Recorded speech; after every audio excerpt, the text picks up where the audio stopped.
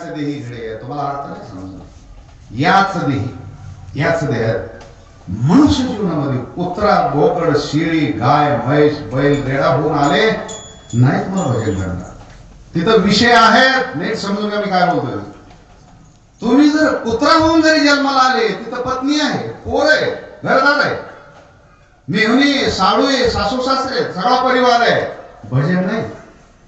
डुकर होऊन जरी जन्माला आले तरी सगळा परिवार आहे त्याला, बस भजन नाही मंडळी. म्हणून याच देही घडे देवाचं भजन. अनेक हे